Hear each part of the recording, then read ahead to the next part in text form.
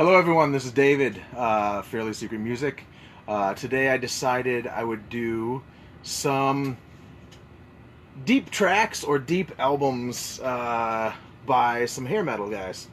If you notice, I did dye my beard, so I don't know if that worked out, but anyway, so first one up is Black and Blue, and if you have not checked out Black and Blue, I highly recommend that you do.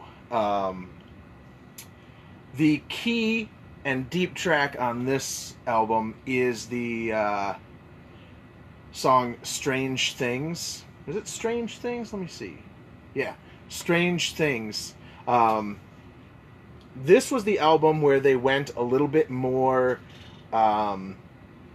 mellow, kind of. It was their second album. They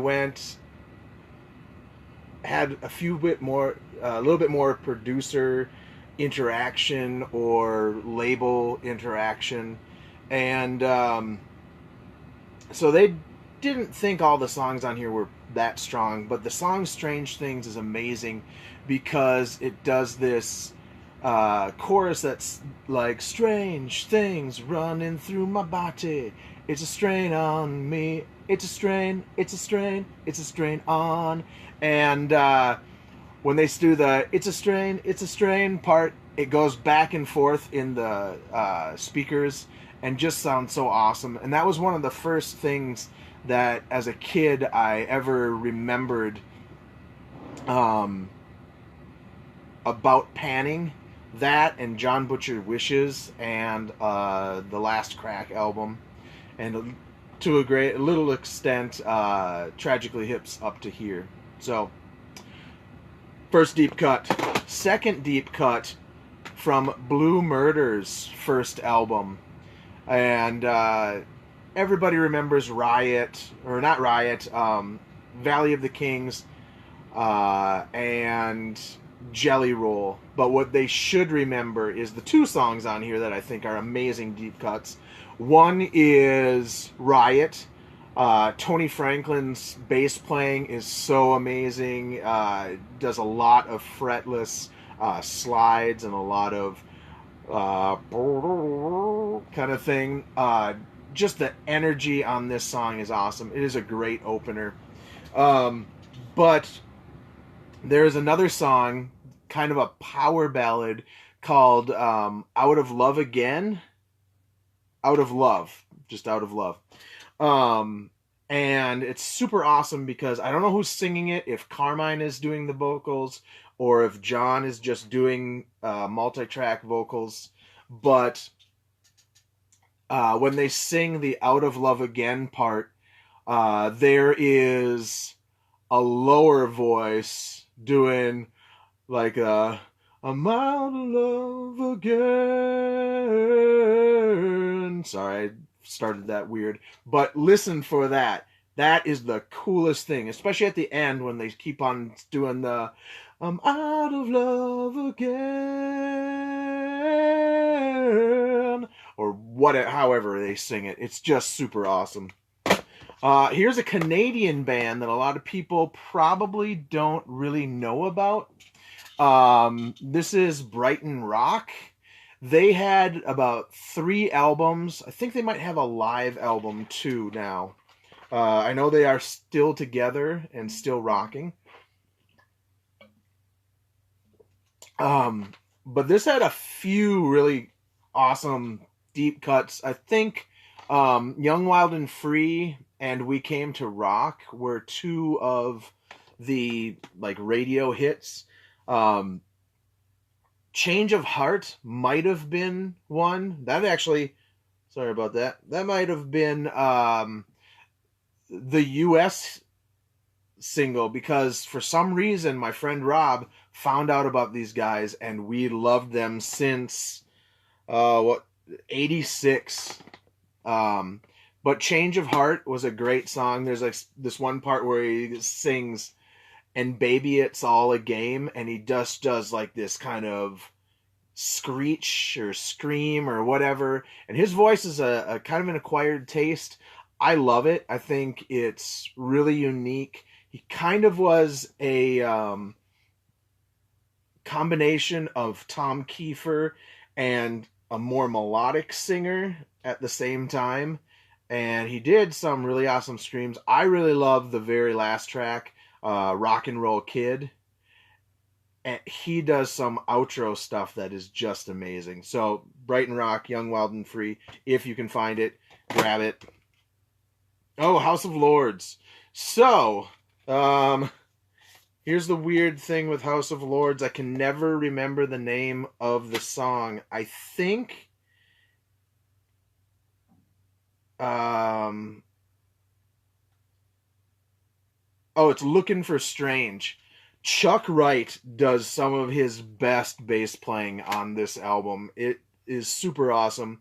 But the bass playing is so funky. If for some reason I listen to this and it's not that song, I'll correct myself. But I think it's Looking for Strange, where it's just super funky, and it almost sounds like it doesn't fit, but it fits. It's such a good album and such a great song. Icon, Night of the Crime. This album is amazing, start to almost finish. Almost finish. It's almost 100. Rock My Radio is the song that they wrote with Mike Varney, and that's the weakest song on the whole thing. Bob Halligan Jr. does a lot of the writing on this album, and my favorite song is Missing. This was the album, again, sophomore effort, just like Black and Blue. They let producers come in, and it got softer, but I think got better, just like Black and Blue's second album. I think it got better. I really like Black and Blue's first album, so I'm not sure that album got better, but it got just as good in a different way. The song Naked Eyes, the lead track, and then Missing. There's also Frozen Tears. I love Frozen Tears' line, it's cold outside, but that goes away, and it's cold inside, and that's here to stay. Yeah. This whole album is kind of a weird concept album.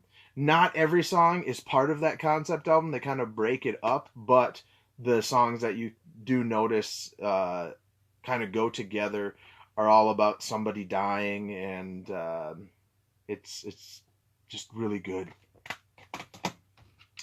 Keele, they had a self-titled album after Final Frontier. So Final Frontier comes out, and that had, I don't have that on CD, otherwise that would be up here. Because, let's face it, even though it had a video, Tears of Fire was an amazing song. Although the final song on that, No Pain, No Gain, is also super awesome. But my favorite song on this self-titled album is Somebody's Waiting. And the funny thing is, it wasn't even written by the band. And my friend Rob calls me out on that. But when a song is that good, it deserves to be pointed out. This is, I think, their strongest album, Keele. So, I don't know if a lot of people consider Kiss a hair metal band.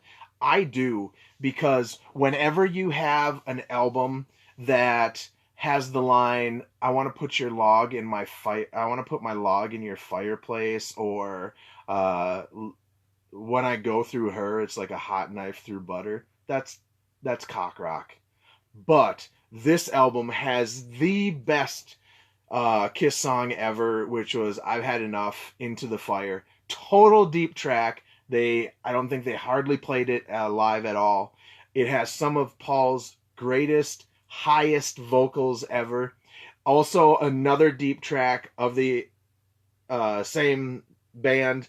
I would have it up here, but I don't have Killers yet. That's the only Kiss album that I'm actually missing, is Nowhere to Run.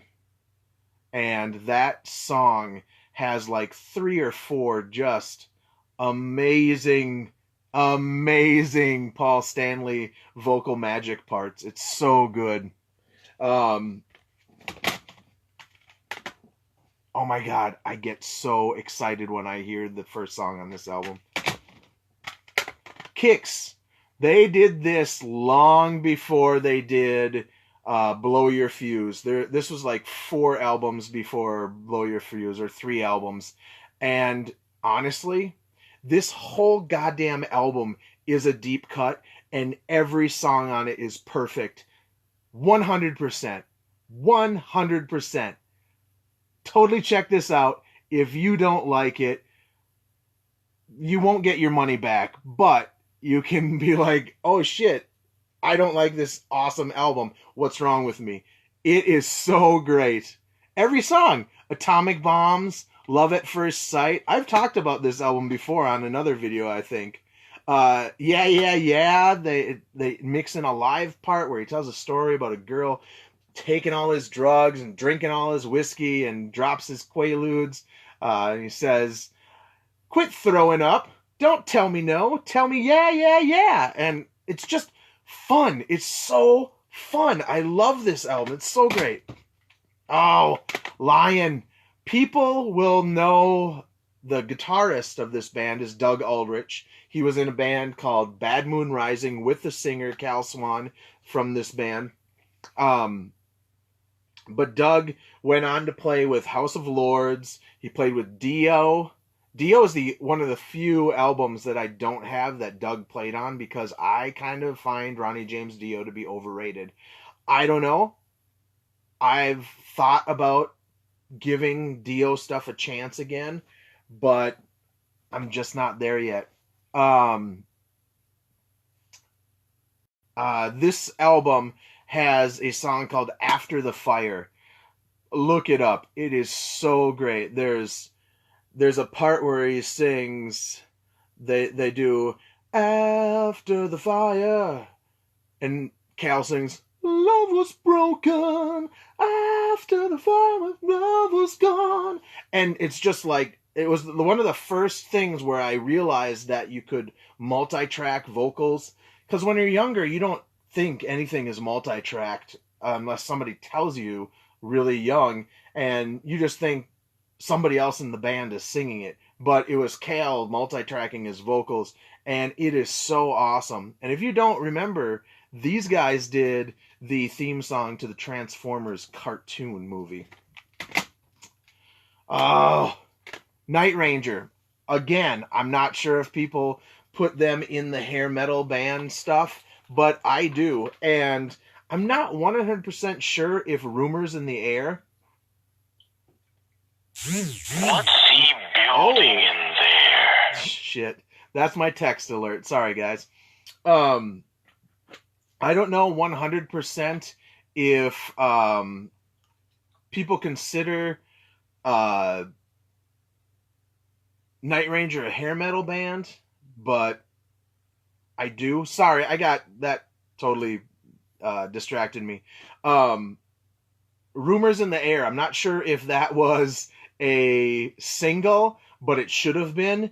And just the vocals, the guitar parts, everything in it is just spectacular. It's, the volume swell guitar parts, Jack going, don't seem right. Oh, it's so good. So good. All right. Here is where I probably get some enemies or get some people telling me I'm wrong, but this is my favorite Quiet Riot album. I think Paul Shortino was such a better singer than Kevin DuBrow. I mean, I don't mind Kevin DuBrow, but this guy just had the pipes. He still has the pipes. He was in Rough Cut, if you didn't know Rough Cut. But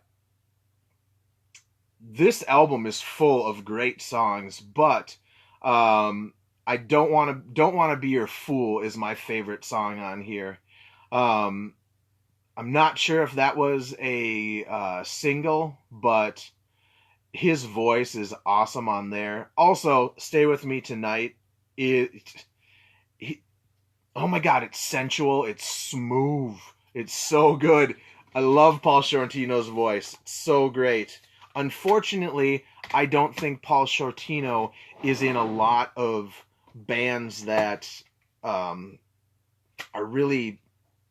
I don't really like King Cobra. I think Rough Cut has one good album. I don't know. I just wish everything was as good as this Quiet Riot album. And, by the way, they didn't want to call this Quiet Riot, but the label made them. Lack of communication on Out of the Cellar. I think it was a single. I don't remember, but the reason I love that song so much is Juan Crocier doing the time passes us by, and then Stephen Pearcy comes in with the we have no reason. And does anybody else think that Stephen Pearcy kind of sounds like Dave Mustaine from Megadeth? I do, just a little bit. But when Juan sings his part, just like on You Think You're Tough, the when you find your own way out and you're on your own, I think Juan had a great voice. He should have been a lead singer in whatever bands he was in, because he was always better than them. David Lee Roth, Eat 'Em and Smile. Oh my God, what isn't amazing on this album? I'm gonna have to put that up because so Yankee Rose was the big hit, but and I think Going Crazy might have been a hit, but Elephant Gun, that has some awesome bass playing by Billy Sheehan. It's so fun. Big Trouble. Yeah, Big Trouble is the one where he's kind of singing, talking about Master Joe's got a master plan. He's got a half-bowl sugar bowl. Says you a lucky man. One night he just disappeared, and all they found was his hat in the query. It's like he was rapping. And when did this album come out? 86. So good. Oh man, it's so good. I don't know. If this didn't have That's Life on it, I would think it was a perfect album. But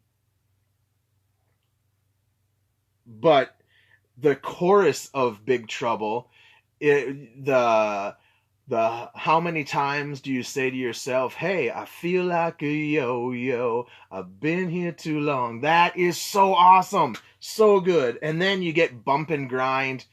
Super awesome album. What an amazing comeback by somebody who got ousted from his band. So good. I was so impressed with that.